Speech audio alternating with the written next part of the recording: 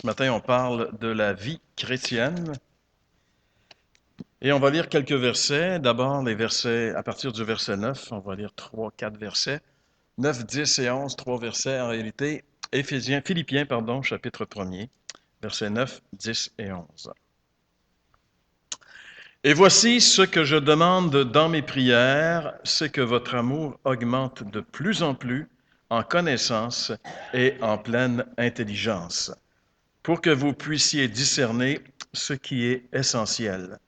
Ainsi, vous serez purs et irréprochables pour le jour de Christ, remplis du fruit de justice qui vient par Jésus-Christ à la gloire et à la louange de Dieu. Seigneur, on aimerait ce matin s'arrêter quelques instants en ce début d'année pour considérer ce que ta parole a à dire, Seigneur, sur ce qu'est la véritable vie chrétienne. On te prie donc, Seigneur, que tu puisses disposer notre entendement, nos cœurs, que tu puisses faire en sorte que ta voix puisse pénétrer au plus profond de nous-mêmes afin de toucher, Seigneur, ce qui doit être touché, changer ce qui doit être changé, et nous donner aussi, Seigneur, cette énergie nécessaire qui vient de toi. Souvent, pour nous, un mot qui est un peu péjoratif, qu'on n'aime pas, c'est le mot catéchisme, parce que dans notre religion, on nous a imposé le catéchisme à coup de catéchiste sur la tête pour répondre aux questions.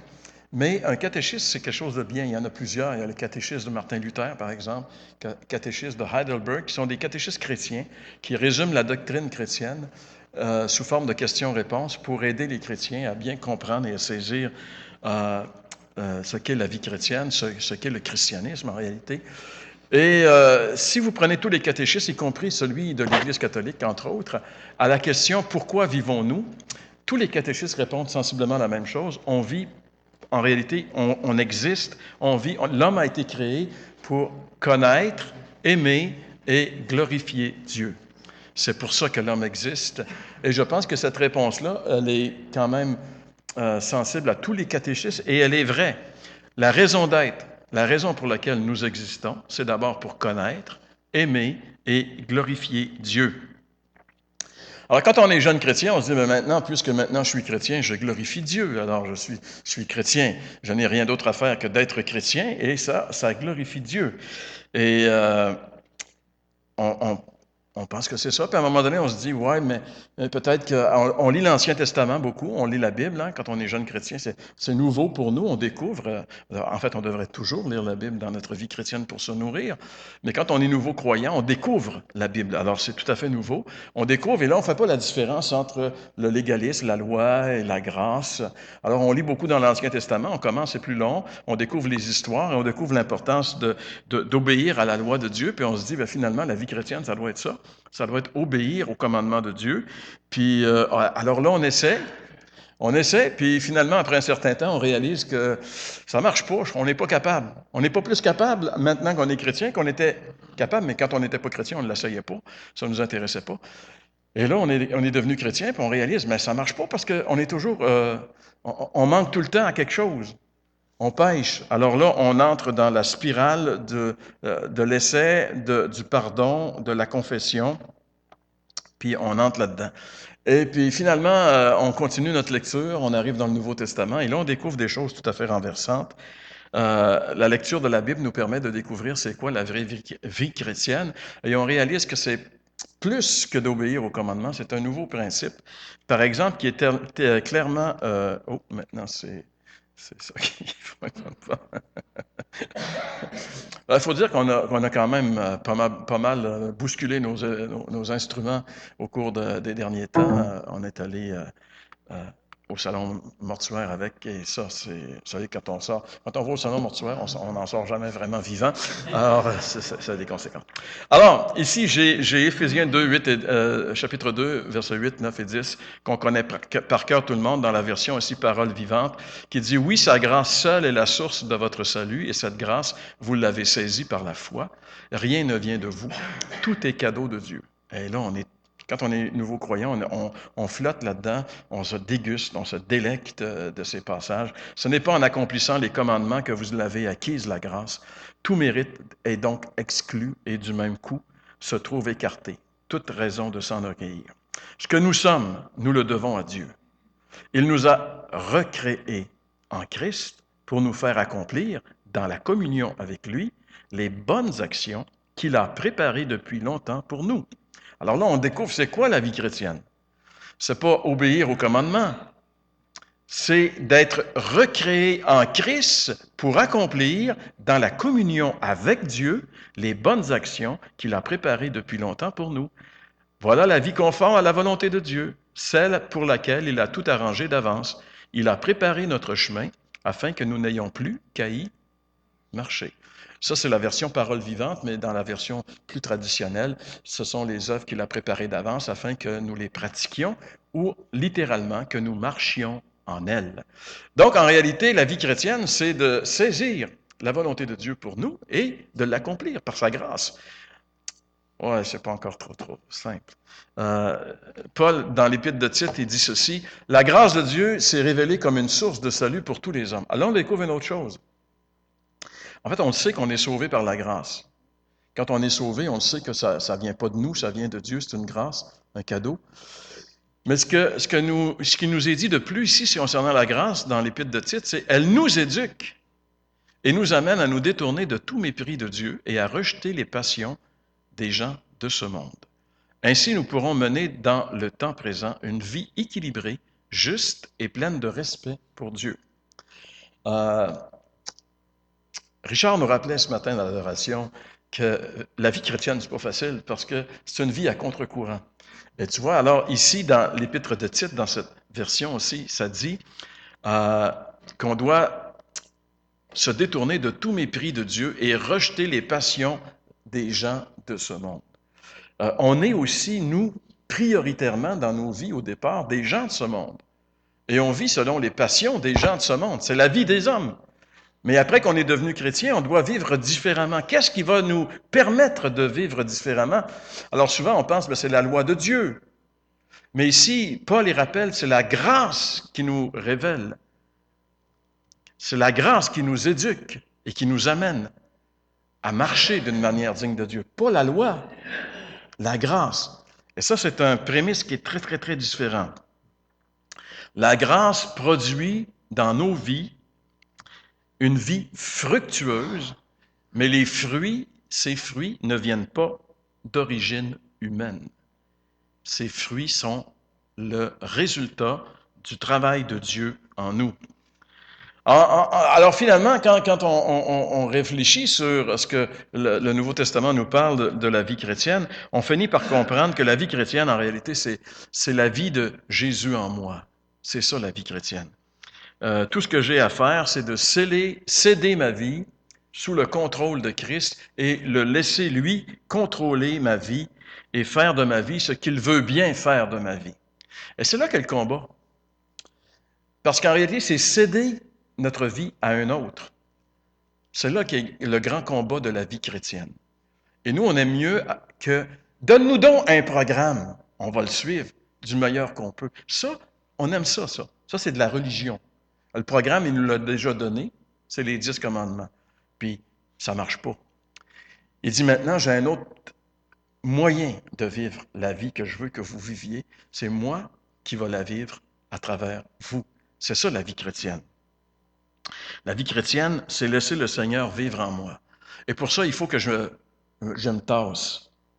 Vous savez, Jean-Baptiste disait, il faut qu'il croisse et que je diminue. Il croisse, je diminue. Ça, c'est le principe de la vie chrétienne. Il croît, je diminue. Je diminue. Moi, je diminue. Lui, il prend de plus en plus de place dans ma vie. Moi, j'en prends de moins en moins. Ça, c'est le principe de la croissance. C'est pour ça que, par exemple, l'apôtre Paul pouvait dire dans l'Épître aux Galates, c'est pas ça pantoute, ma référence ici. En fait, oui, jusqu'à un certain point. Je suis un peu perturbé par des événements très, très controversés qui nous sont tombés dessus il y a quelques instants. La chair a des désirs contraires à l'esprit, l'esprit a des contraires à la chair, ils sont opposés en eux, afin que vous ne fassiez pas ce que vous voudriez. La vie chrétienne, c'est justement de ne pas faire ce que je veux faire. Est-ce que tu fais ce que tu veux? Si tu fais ce que tu veux, tu ne vis pas la vie chrétienne. Parce que la vie chrétienne, c'est de ne pas faire ce qu'on veut faire. On sait qu'est-ce qu'on veut faire. On veut tous faire les mêmes choses. Parce qu'on a tous la même nature. Et la vie chrétienne, c'est pas faire ce que je veux, c'est laisser le Seigneur faire ce que lui, il veut faire avec moi. C'est pour ça que l'apôtre Paul, dans Galates encore, il dit, si je vis, c'est plus moi qui vis, c'est Christ qui vit en moi. C'est plus moi qui vis, c'est Christ qui vit en moi. Et là, j'arrive à comprendre une chose, c'est que la vie chrétienne, c'est pas une vie naturelle. C'est une vie surnaturelle. Si quelqu'un est en Christ, il est une nouvelle créature. Les choses anciennes sont passées. Toutes choses sont devenues nouvelles. Alors, je découvre à un moment donné que la vie chrétienne, c'est pas une vie c'est pas une vie planifiée. C'est pas une vie religieuse planifiée. Nous, on est des planificateurs nés. On est des êtres humains qui aiment ça. Regarde, on se fait un horaire. À telle heure, je fais ça. À telle autre heure, je fais ça. À telle heure, je fais ça. Puis, jusqu'à un certain point, c'est normal et c'est bon qu'on ait de l'ordre dans nos vies. Sauf que la vie chrétienne, c'est de dire, je permets au Seigneur de bousculer mon horaire. Je permets au Seigneur de faire ce qu'il veut de mon temps. C'est pas moi qui va diriger. Et si j'ai pas compris ça, ma vie chrétienne va devenir une vie de frustration. Parce que le Seigneur va imposer sa volonté contre la mienne. Et si je ne cède pas, si je n'ai pas appris à comprendre le principe de discerner les choses pour le laisser vivre, je vais être frustré. Pensez à l'apôtre Paul. L'apôtre Paul, on le voit très, très bien dans le livre des Actes des Apôtres. Alors, il a décidé, lors de son deuxième voyage, d'aller dans tel endroit, tel endroit, tel endroit. Et quand il vient pour s'en aller dans tel endroit, la Bible dit que l'Esprit de Dieu ne le lui permit pas. Il a été empêché. Il n'a pas été capable d'y aller. Alors, il dit, on va me diriger par l'autre place. Il s'en va pour aller vers là. Encore là, c'est fermé. Alors, si cet homme-là avait vécu de ses propres ressources, sa propre justice, savez-vous qu'est-ce qu'il aurait fait? Il aurait dit, vu que c'est comme ça, OK, bonsoir, moi je passe à autre chose, merci, m'en va. Comme beaucoup de chrétiens font très souvent. Si c'est ça la vie chrétienne, merci, moi je vais faire autre chose. Je vais continuer ma vieille vie d'avant. C'est bien plus facile. C'est beaucoup plus facile. Je vais prendre le contrôle des choses et moi, je vais faire les choses. Mais ce n'est pas ça la vie chrétienne. En résumé, la vie chrétienne, c'est simple, c'est je dois me laisser remplir et diriger par le Seigneur. Lui, il va me conduire sur les chemins des bonnes œuvres qu'il a préparées pour moi, comme il est dit dans Éphésiens chapitre 2 et le verset 10. C'est simple. C'est un beau principe. C'est des belles paroles. Mais la question cruciale à laquelle j'aimerais vous inviter à répondre ce matin, c'est comment ça marche concrètement? Dans la vraie vie. C'est pas la vraie vie, la vraie. V-R-A. La vraie vie. Comment ça marche dans la vraie vie? Bien, le passage que nous allons ici voir ensemble, que nous avons lu dans Philippiens, je pense, répond à cette question de la vie chrétienne très pratique. Et j'aimerais juste y répondre à l'aide de 5 mots qui vont devenir nos 5 points de ce message. D'abord, comment ça marche la vie chrétienne? Premièrement, le mot primordial. Il doit y avoir dans nos vies des priorités qui sont immuables, qui sont là. Deuxièmement, profondeur, toujours dans le verset 9 de Philippiens 1. Troisièmement, perfectionnement, toujours dans le verset 9. Quatrièmement, priorité. Et cinquièmement, parachèvement. J'ai pris des mots avec des P, parce que ça, c'est la maladie du prédicateur, de l'homilétique, d'essayer de trouver des mots de même. C'est une maladie dont je suis atteint profondément. J'espère que le Seigneur va me guérir de ça en 2014. Mais pour l'instant, je suis pris avec, alors vous devez endurer ça. Mais ça nous permet de simplifier aussi les choses et de voir ces choses-là.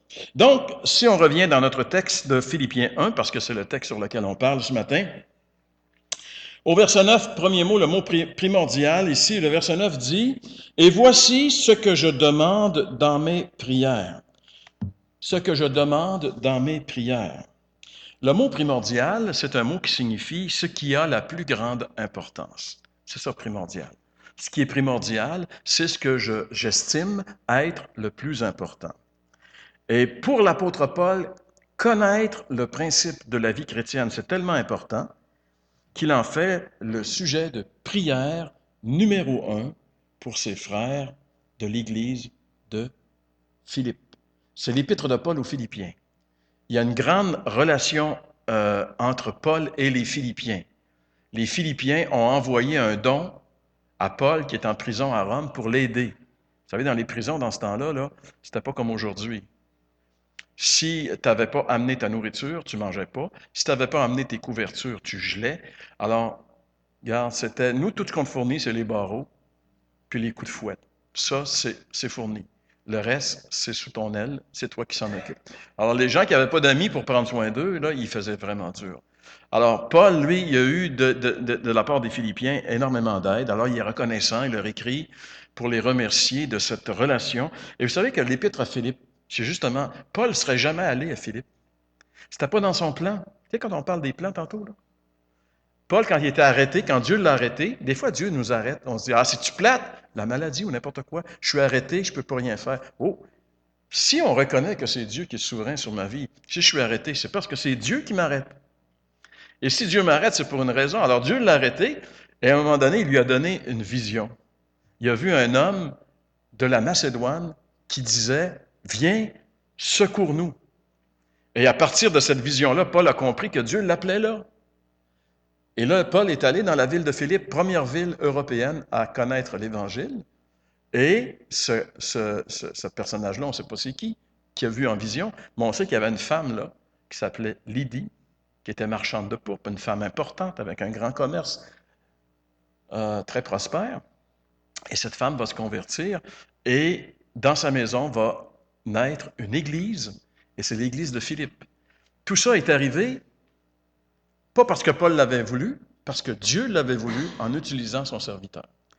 Alors, cette Église-là, donc, a conservé des bons liens avec Paul, et là, il lui envoie des biens. Mais Paul sait que ses frères et ses sœurs de Philippe, qu'il aime beaucoup, il y a une relation d'amour intense entre les deux, ont besoin d'être affermis, éclairés dans le processus de la vie chrétienne. Et c'est pour ça que Paul, première chose qu'il fait ici, il prie pour eux. C'est un sujet de prière primordial pour Paul, pour ses frères et sœurs de Philippe, qu'ils saisissent qu'est-ce que c'est que la véritable vie chrétienne. Paul est concerné par la façon dont les chrétiens vivent leur vie chrétienne. Pour Paul, c'est important.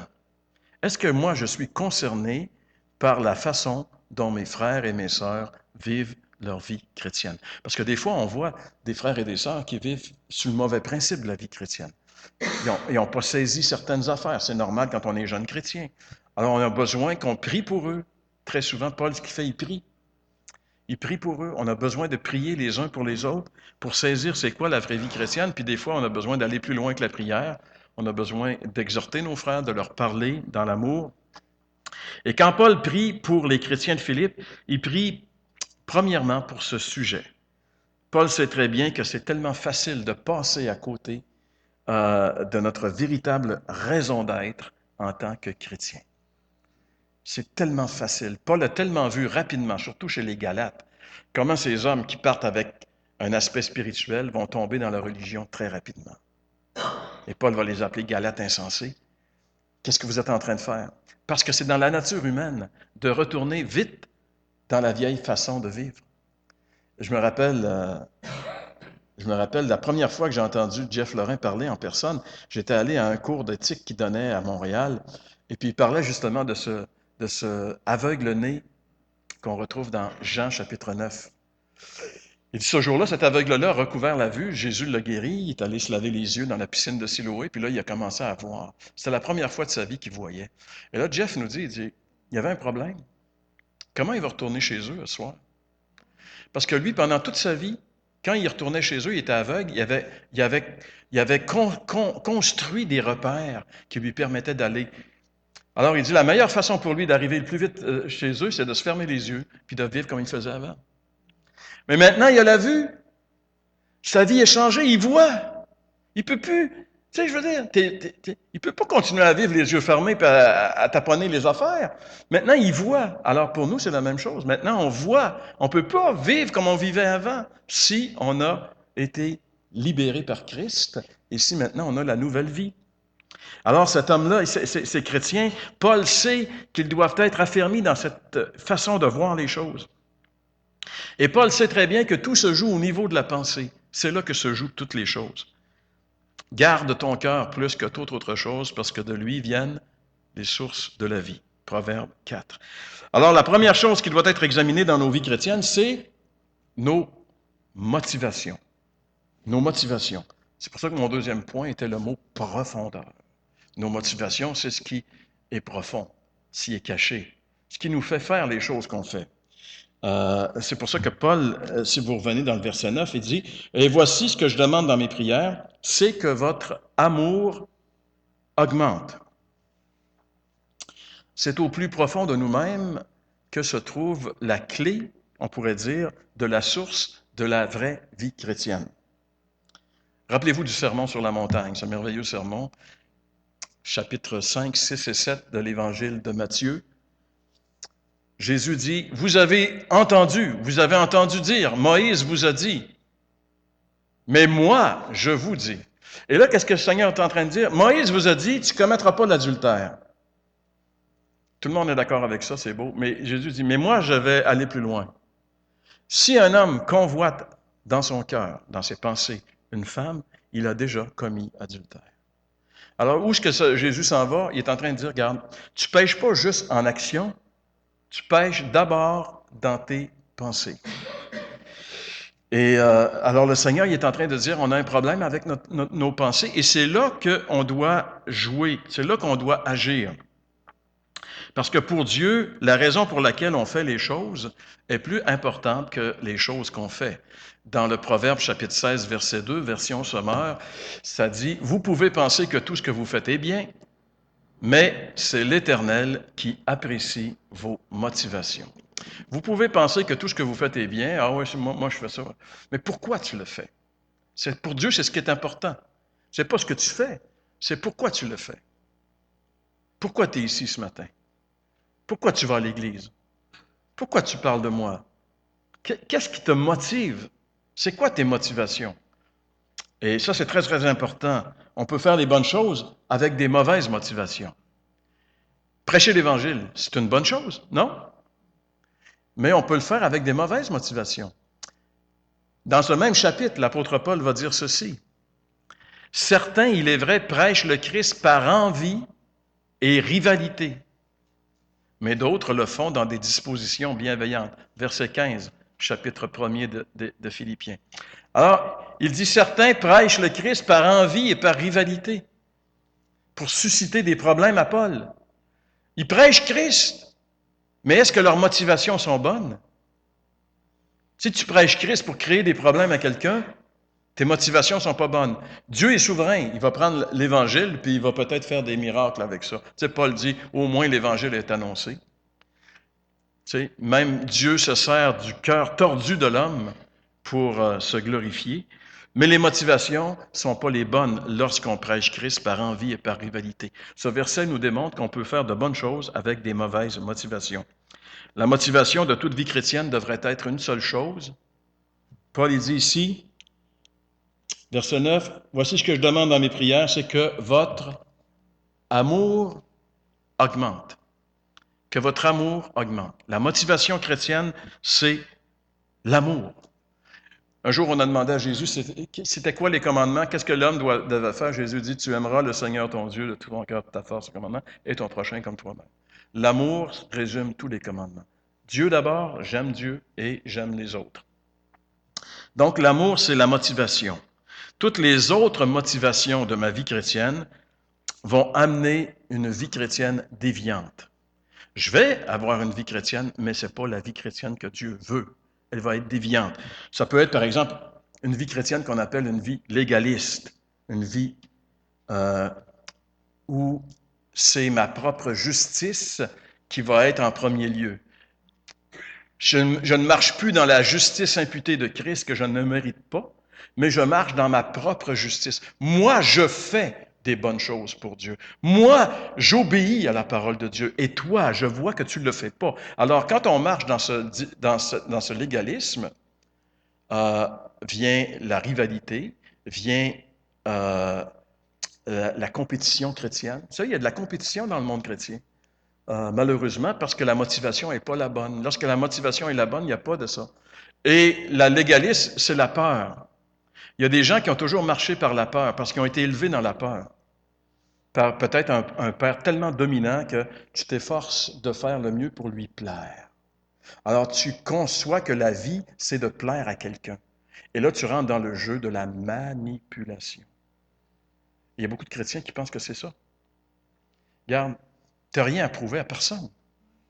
Tu es un pécheur perdu. Tu es une poussière. Tu es un déchet. Alors, tu vas prouver quoi à qui? Mais Dieu te fait grâce. Wow, gloire à Dieu. Et maintenant, Dieu veut faire quelque chose avec toi. Regarde, as-tu compris que tu ne peux rien faire, toi? Sans moi, vous ne pouvez rien faire.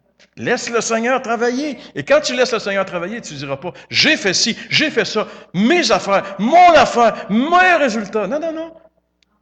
Gloire à Dieu, c'est lui. Vous savez, je relisais la Genèse cette semaine. On recommence. Et dans le dernier chapitre du chapitre 2 de la Genèse, c'est écrit, Adam et Ève étaient nus et ils n'en avaient pas honte. Alors là, je me suis posé la question, parce qu'après, c'est marqué, leurs yeux s'ouvrirent, ils connurent qu'ils étaient nus, puis là, ils sont dépêchés à s'habiller, se cacher, se camoufler. Mais pourquoi tantôt, ils n'en avaient pas honte? Et là, j'ai compris c'est quoi le péché. Qu'est-ce qu'il fait prioritairement? Savez-vous pourquoi ils n'avaient pas honte d'être nus?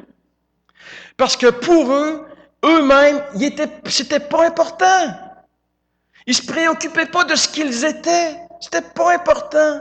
Mais dès qu'on est pécheur, ce qui prend de l'importance, c'est moi, ma personne. Je deviens un être égocentrique, égoïste. Et la délivrance de l'Évangile, c'est de me sortir de moi pour que ce soit Christ qui devienne important. C'est lui la référence. Avant le péché, il n'y avait pas de connaissance de bien et de mal. Pourquoi? Parce que la référence, c'était Dieu. La référence était Dieu. Et dans la vie chrétienne, la référence doit revenir Dieu. Plus le bien et le mal, Dieu. Discerner ce que Dieu veut pour moi. C'est ça. Et Dieu, il voulait juste une chose pour Adam et Ève, finalement. Il voulait l'obéissance à un seul commandement. Tu fais ce que tu veux, garde. Tu as des milliers d'arbres fruitiers ici, différentes saveurs, différentes couleurs. Il y en a juste un que tu ne dois pas aller dessus. Juste un. Mais ils sont allés en étant séduits par l'ennemi, et à partir de là, ils sont devenus des rebelles. À partir de ce moment-là, ils ont connu le bien et le mal. Ils ont connu le bien qu'ils ne sont pas capables de faire et le mal qu'ils ne peuvent pas s'empêcher de faire. Ça a été la dégradation de l'humanité.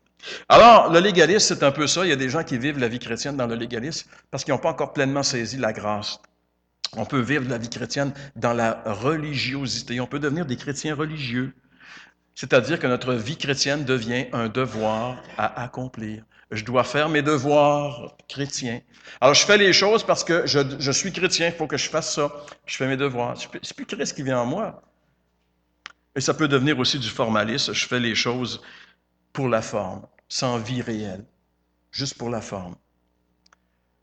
J'aimerais vous parler d'un gars qui s'appelle Jeremy Stripek. Il y a certaines personnes qui connaissent ici parce qu'avant les fêtes, j'avais fait circuler sur Internet quelque chose là-dessus, que j'ai pogné sur Internet et que j'ai fait circuler. Jeremy Stripek, c'est un gars qui a été choisi comme étant pasteur officiel d'une méga church aux États-Unis de 10 000 personnes. Une grosse église de 10 000 personnes. Alors, le comité de l'Église a rencontré différents candidats et finalement, ils ont décidé que c'était lui qui allait avoir le privilège de devenir le pasteur de cette super grande église de 10 000 personnes.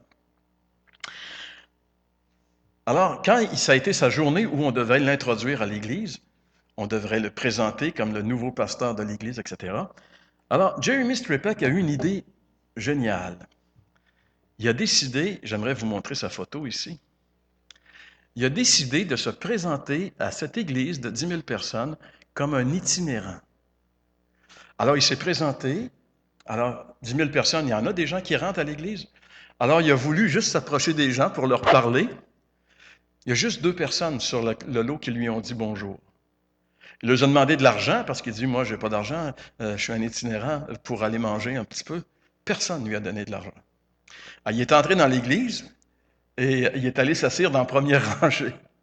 Alors, il y a 2 placés qui sont venus très discrètement, qui ont dit très, très poliment, vous ne pouvez pas vous asseoir ici, venez avec nous. Alors, ils sont allés le porter dans la dernière rangée, s'asseoir dans la dernière rangée.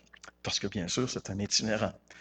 Et là, les milliers de personnes sont dans cette église, sont remplies ils ont hâte, là, la tension monte.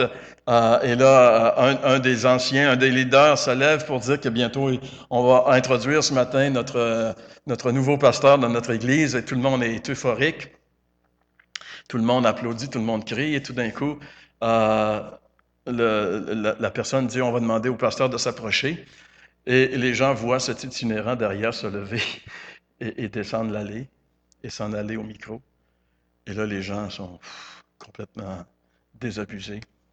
Et là, cet homme-là va prendre le micro, il va dire « J'étais nu, vous ne m'avez pas vêtu, j'ai eu faim, vous ne m'avez pas nourri. » Et là, dans l'assemblée, il va commencer à avoir des pleurs, des gens vont commencer à pleurer, reconnaître ce qu'ils sont finalement. C'est une très, très belle leçon d'objet. Et là, le pasteur va dire, bon, c'est assez cette semaine pour la réunion, on revient la semaine prochaine. Il y avait eu leur sermon.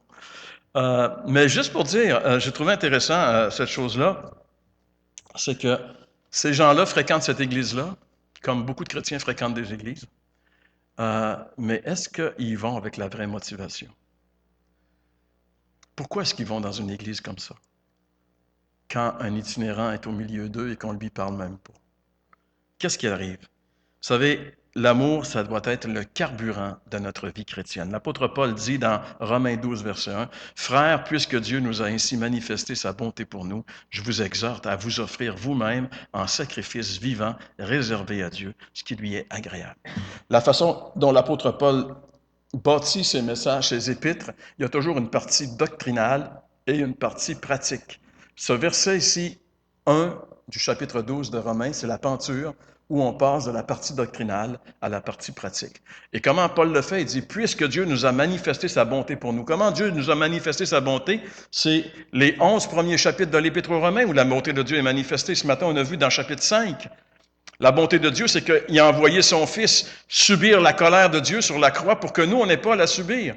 Alors, il dit, puisque Dieu a ainsi manifesté... Alors, la seule réponse sensée, logique à un tel amour, c'est d'offrir vous-même, de vous offrir en sacrifice vivant, réservé à Dieu. C'est ça l'amour. Je réponds à l'amour par l'amour. Dieu m'a tellement aimé que ce que je dois faire maintenant, c'est de m'offrir à lui. Et il dit, c'est le véritable culte que vous lui devez. C'est ça. On lui doit un culte véritable. C'est de s'offrir à lui pour le laisser vivre en nous, afin qu'il nous utilise pour l'accomplissement de sa volonté. Vous savez, dans l'Épître aux Corinthiens, 2 Corinthiens 5, au verset 14, Paul dit, « L'amour de Christ nous presse. » Il parle de la motivation. Paul, pourquoi est-ce que Paul évangélise, il va partout? L'amour de Christ le presse. Parce que si un seul est mort, tous sont morts, et que si un seul est mort pour nous, il est digne que tous vivent pour lui. C'est ça la motivation véritable dont il est question ici. Notre motivation dans la vie chrétienne doit toujours être l'amour. C'est pourquoi Paul ici dit, ce que je demande dans mes prières, c'est que votre amour augmente. Mais l'amour dont il est question ici, c'est l'amour agapé. C'est pas l'amour sentimental qui vient et qui va, qui n'est que des émotions vagues. C'est un amour qui est un engagement. Un engagement. Vous savez, quand quelqu'un se marie, il se marie, normalement, il devrait être animé, surtout quand il est chrétien, par l'amour agapé. Et quand quelqu'un se marie, ce que nous, on considère comme un mariage, c'est l'engagement d'un homme envers une femme et d'une femme envers un homme. Je m'engage. Puis là, tu sais, c'est à être fidèle dans les bons, les mauvais jours, etc., etc. Et quand il y a un divorce, quand quelqu'un veut se divorcer, moi, je dis tout le temps, « Hey, pourquoi je t'avais dit que tu t'engageais? C'est quoi ton affaire? » Parce qu'il y a des gens qui confondent amour comme on l'entend aujourd'hui, l'amour, je l'aime plus. Tu sais, là, je l'aimais, là, je l'aime plus. Mais l'amour agapé, c'est un engagement. C'est pour ça que tu dois aller jusqu'au bout, parce que c'est un engagement. Tu t'es engagé envers la personne. C'est le genre d'amour dont il est question ici et qui devrait nous motiver. C'est pourquoi cet amour-là peut être perfectionné.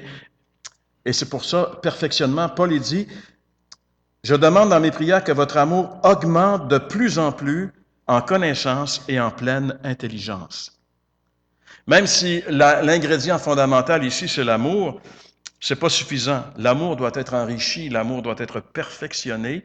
William MacDonald, dans son commentaire, dit, « Paul demandera-t-il pour eux richesse, confort ou délivrance de l'épreuve? Non, il prie pour que leur amour augmente de plus en plus en connaissance et en pleine intelligence pour le discernement. » Le but premier de la vie chrétienne est d'aimer Dieu et son prochain.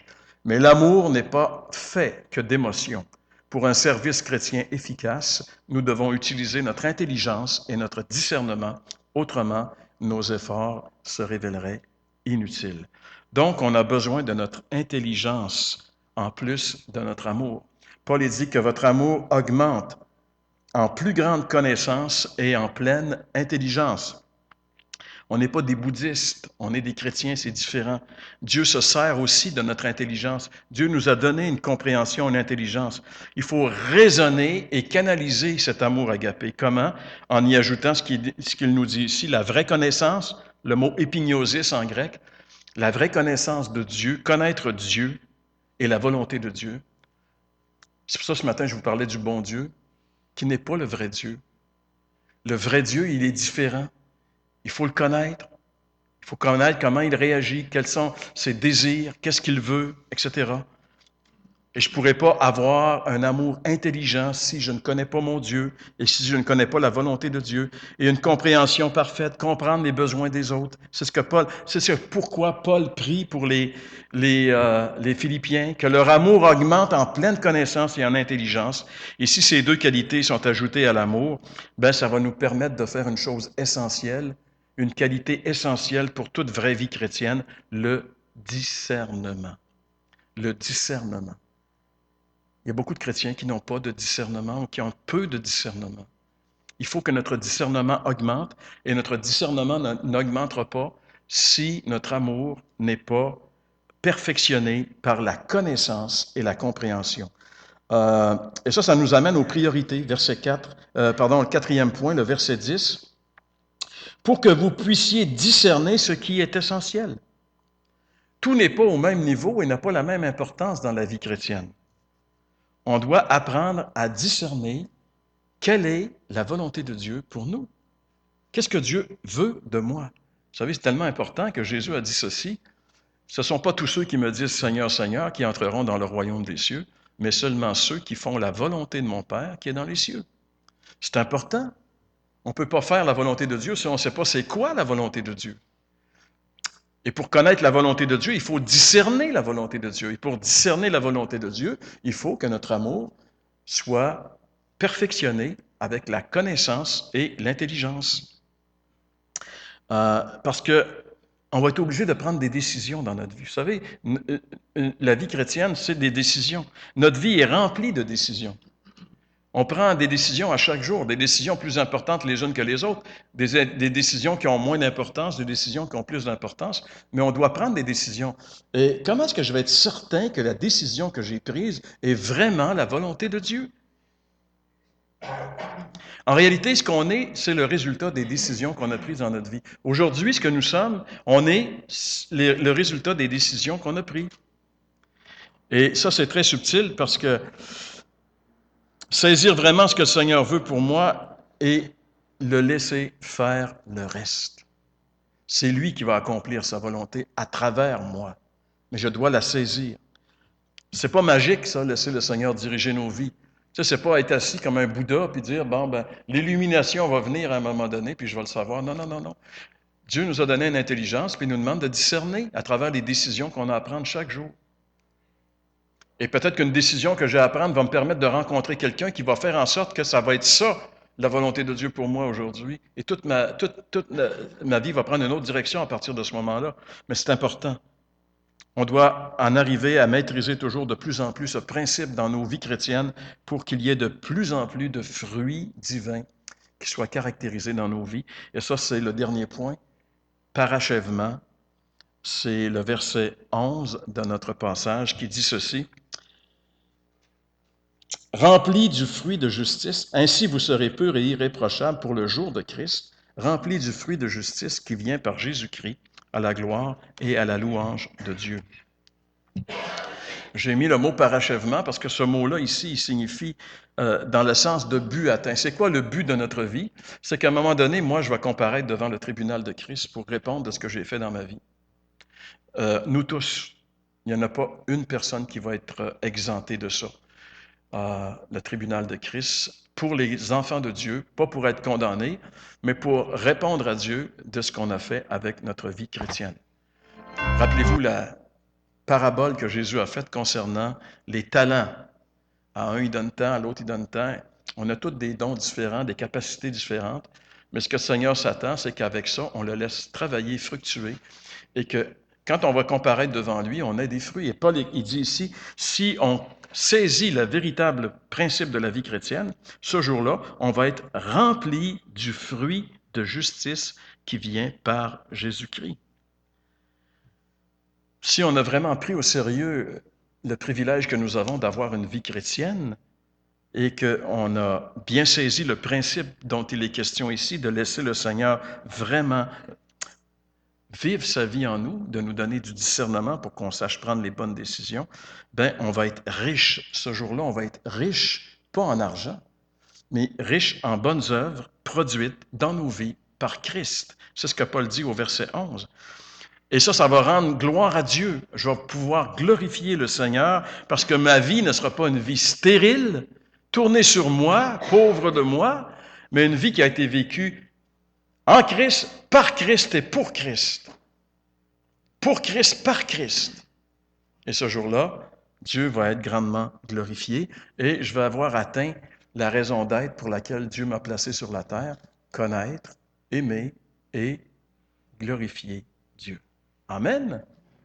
Seigneur, on veut te remercier pour ta parole qui, en ce début de nouvelle année, Seigneur, nous rappelle l'importance de vivre une vie chrétienne selon tes principes à toi et non selon notre compréhension des choses. Seigneur, donne-nous de bien saisir et de bien mettre en pratique ce que tu nous révèles dans ce passage de l'Épître aux Philippiens, afin, Seigneur, qu'on puisse vraiment t'honorer et te glorifier parce que tu en es digne. Alors, Seigneur, sois donc avec nous, nous te le demandons. Bénis cette Église, Seigneur. On a tous devant toi ce matin avec des mains ouvertes, Seigneur, des bouches ouvertes, des cœurs ouverts, afin que tu nous remplisses. On a besoin de toi. Notre désir, Seigneur, ce serait qu'on puisse personnellement et collectivement t'honorer et te glorifier comme on ne l'a pas encore fait jusqu'à un point qu'on n'a pas atteint encore en 2014, Seigneur. Seigneur, on sait que ce qu'on peut penser, ce que tu peux nous donner, Seigneur, est au-delà de ce qu'on peut penser et même imaginer. Dans ta grâce, Seigneur, tu peux faire des choses qui vont vraiment, Seigneur, t'honorer et te glorifier. C'est ce qu'on te demande en ce début d'année pour ton assemblée à Sorel, dans le nom de Jésus. Amen.